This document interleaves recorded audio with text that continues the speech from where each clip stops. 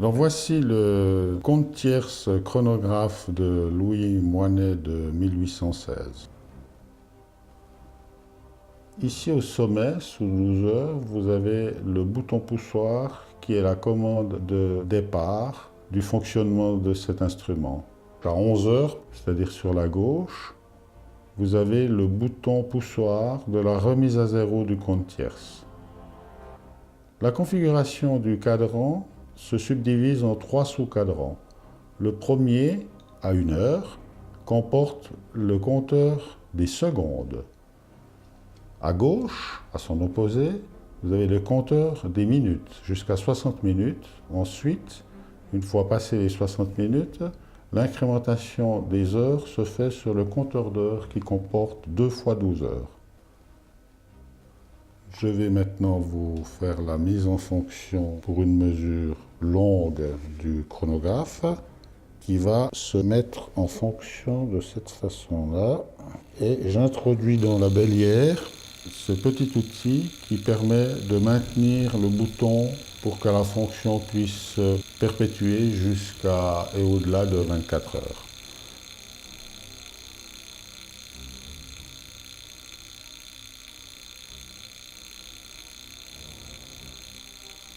Voici la procédure pour arrêter une mesure de temps long. Donc ici, on pourrait, dans le cadre d'une observation astronomique, venir lire les heures qui ont été comptabilisées d'un passage d'un astre à l'autre, les minutes, les secondes et le 60e de la seconde. Après inscription, on peut procéder à la remise à zéro de l'instrument. Donc tout simplement par la remise à zéro de la tierce. Donc l'instrument est prêt pour une nouvelle opération.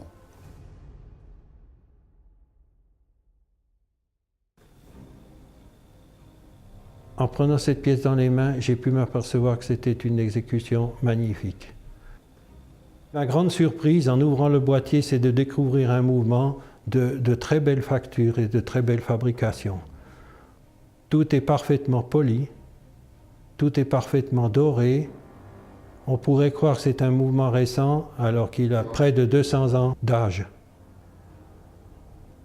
On est étonné qu'ils aient pu arriver à faire une précision pareille, c'est-à-dire avec une 30 Hz de vibration. Il a exécuté ça par un balancier à bras, 2 masses en platine qui permettent de faire un réglage très fin, ainsi qu'une raquetterie qui peut compléter le réglage.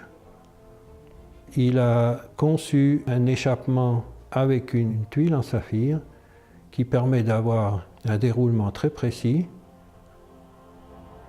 La transmission dans le rouage se fait depuis le barillet avec l'intermédiaire d'une chaîne et d'une fusée, ce qui permet d'avoir une force constante dans le rouage, qui est déjà un gage de qualité. Ensuite, les roues sont pivotées avec des plaques contre-pivot. Cette technique du compteur tierce, cette technique du compteur de secondes, cette technique du compteur de minutes ou de compteur d'heures, c'est absolument formidable.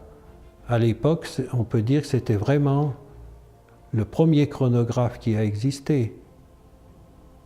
Si on regarde ses fonctions, départ au poussoir, on presse, elle tourne, on arrête, elle donne le temps. Remise à zéro sur un deuxième poussoir, c'est vraiment le chronographe.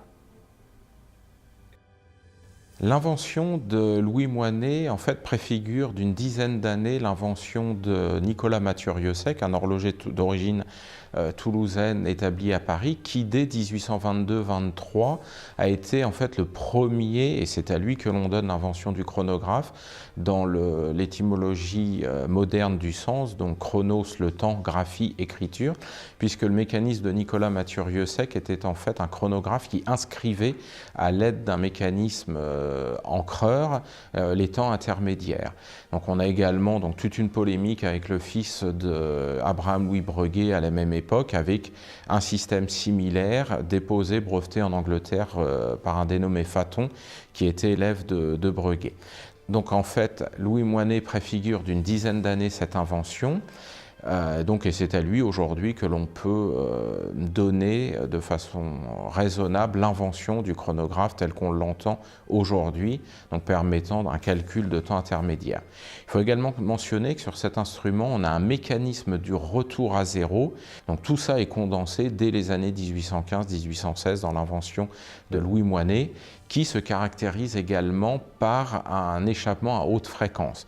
Donc là, on voit également que cet horloger est tout à fait novateur avec son échappement qui bat 30 Hz. Donc là, on préfigure les inventions avec plus d'un siècle d'avance.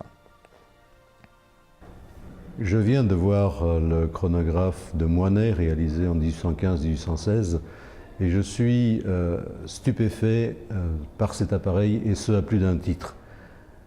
C'est un chronographe qui a été réalisé à des fins astronomiques, alors que quelques années après, très peu d'années après, on allait voir apparaître ou breveter des chronographes d'une conception, on va dire, plus rustique et destinés simplement à la mesure des courses de chevaux. Donc deux univers totalement différents. L'appareil de Moinet me paraît extrêmement intéressant à plus d'un titre. D'abord sur le plan tout à fait esthétique. C'est un appareil simple, c'est un appareil extrêmement épuré et on peut même dire d'une certaine manière ergonomique. Les cadrans sont parfaits, ils sont extrêmement bien positionnés, extrêmement bien réalisés, et ceci dans un but de lisibilité parfaite. Encore une fois, on s'adresse à des besoins d'astronomes. Et puis, sur le plan technique, il faut bien réaliser que pour la première fois, à ma connaissance, nous avons la mesure du 60e de seconde d'une manière totalement mécanique. Et à titre de comparaison, il faudra attendre plus d'un siècle pour avoir à peu près la même chose, c'est-à-dire un chronographe qui va mesurer d'une manière mécanique le centième de seconde. Autre point extraordinaire, c'est cette possibilité de remise à zéro automatique par pression sur un poussoir. Et les historiens ont l'habitude d'entendre parler des années 1844 ou des années 1862 pour avoir cette fonction de remise à zéro d'une manière automatique. Et puis quand on regarde la finition, quand on regarde les astuces qui ont été utilisées pour construire le mécanisme, pour le disposer mais d'une manière horlogère extrêmement élégante, eh bien on s'aperçoit qu'on a en face de nous un appareil très élaboré, réalisé incontestablement par un très grand maître de l'horlogerie.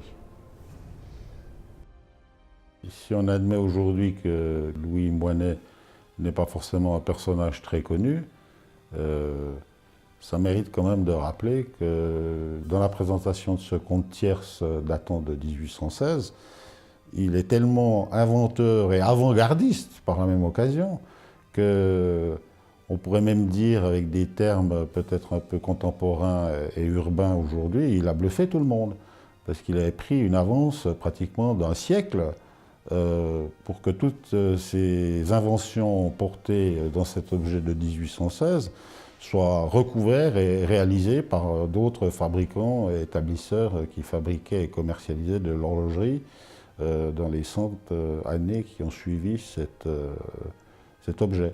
Et cet objet était, comme chacun a pu le constater, à travers les experts qui se sont prononcés et des personnes qui ont été sollicitées à l'expertise de cet objet, ont tous, sans aucune ambiguïté, affirmé haut et fort que ceci est véritablement un véritable chronographe, qui en plus possédait à l'intérieur de ses caractéristiques propres des dimensions inconnues jusqu'alors.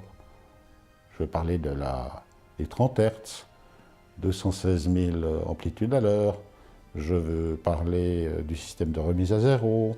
Je veux parler de la subdivision des espaces de temps, que ce soit les secondes, les minutes et les heures, sous des compteurs différents.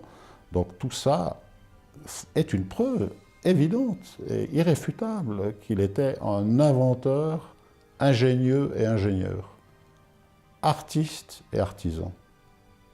Louis Monnet était cette personne.